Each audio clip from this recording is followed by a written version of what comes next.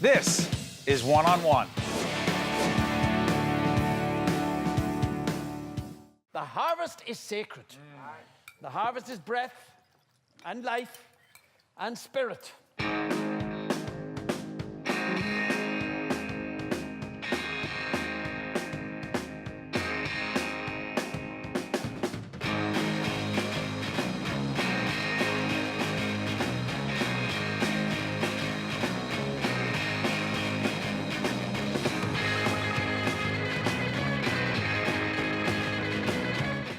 That sounds like a lot of fun. Looks like a lot of fun. That was from the Ferryman. This is Justin Edwards. He is in the Ferryman. It is at the Bernard Jacobs Theater on West 45th Street, and you play Tom Kettle. I do, yes. Who is Tom? Tom is, oddly, the only English person in the play. Everyone else in the cast and in the show are from Northern Ireland. It's set in Northern Ireland in the 80s, and I'm the sole... 1981, right? 1981, yeah. And I'm the sole English voice that you hear, which confuses some people because I come out and they think he just can't do the accent. They're the family. There are the main sort of couple that drive the show, Quinn Carney and his wife and his sister-in-law all live together, and they have 7 children, ranging in age from 15 to, I think he's supposed to be 6 months old, the baby. So 7 kids. And then they have 2 cousins that come and join them as well. Plus, I live there, plus 2 aunts and an uncle also live in there. It's a very busy... What about the animals? Very busy household. And we have rabbits and a goose. They're not live. They're real, yes. I get to animals. play with all the animals. I bring the goose on. And the How does that rabbits work? as well. They're very well trained. We have Bill, who's one of the sort of foremost rural animal trainers, and they've trained the goose up from birth to be happy around... What? Happy around humans. We had a slightly less compliant goose in the London run. It was a little more... They're quite fierce. I don't know if you've ever held a goose. How big is that goose? It's good. And you have to hold it? Decent size, yeah. But she's very trained. I can just pick her up, tuck her under my arm, and she attacks my face. But she's pretty good and seems to be... So the story itself, it's called The Troubles. Yeah. It's set in Ireland. So yeah, lay that out. So it's 1981. It's the height of the Troubles and the height of the hunger strikes in Ireland, when a lot of the Irish Republican Army, the IRA prisoners, were on hunger strike to raise awareness of their cause and fighting in that way. So it was a very difficult time within Northern Ireland, and I remember it in a slightly different way because I was sort of 9, 10 years old, and I was on the other side. I was over in the south of England, down in there. So we watched it through a very different sort of prism of events, but it was a hugely important time for the IRA and obviously for the hunger strikers, and the play is set within that context. But the main household, the head of the household, is an ex-IRA soldier who has left and wants to put all of that behind him and lives quietly or peacefully-ish in the country, running his farm. This is harvest day, but obviously the events of his previous life can't be avoided and come back to intrude on the family in kind of extraordinary ways. It's for those who don't know the history. And by the way, I wonder to what degree people need to know the history of the Irish Republican Army. Usually, it's not. It's also a huge love story and a huge family story, and it's a massive sort of. But it's also political. Unfolding. It is political, but I think you don't have to have a huge understanding or knowledge of the Troubles or of 80s politics or of Irish history to. It helps, but it doesn't. It doesn't hinder you if you don't get it. And I think there's a good guide in the playbill as well, a sort of primer to. Certain key events or key people within it. I'm curious about something, away from the play for a second.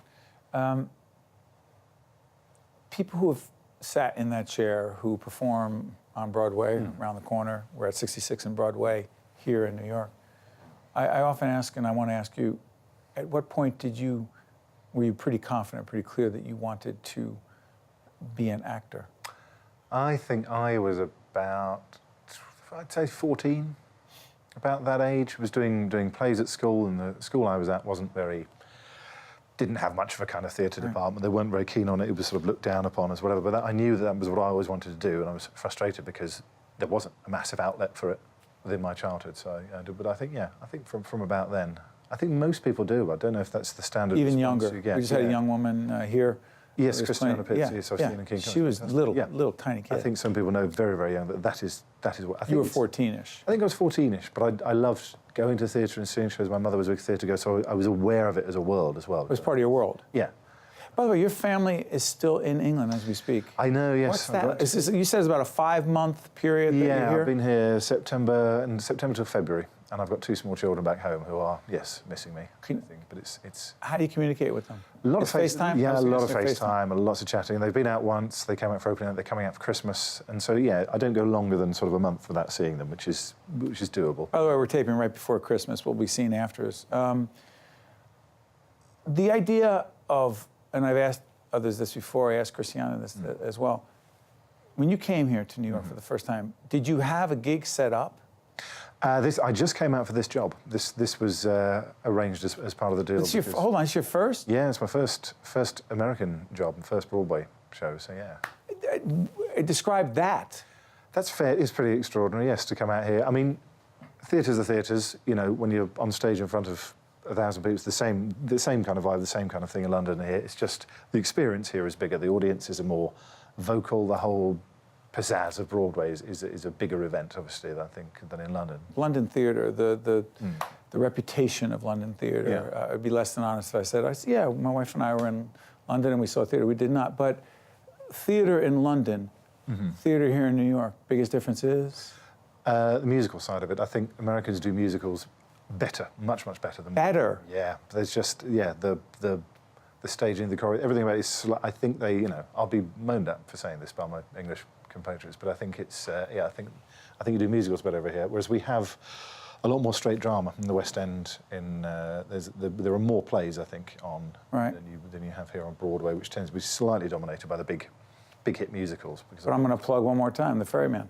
At the Bernard Jacobs Theatre, 242 West 45th Street. Justin Edwards, I want to thank you so much for joining us. Wish you nothing but the best. I know you miss your family. Oh, I do. All the best. Thanks very much. Thank you. We'll check out next time, one-on-one, from the Tisch WNET studio in Lincoln Center. One-on-One with Steve Adubato has been a production of the Caucus Educational Corporation, celebrating over 25 years of broadcast excellence. This special edition of One-on-One with Steve Adubato is brought to you from the Tisch WNET studios at Lincoln Center. Funding has been provided by United Airlines, New Jersey Sharing Network, Seton Hall University, Hackensack Meridian Health, MD Advantage Insurance Company of New Jersey, NJM Insurance Group, and by Choose New Jersey. Transportation provided by Airbrook Limousine, serving the metropolitan New York, New Jersey area.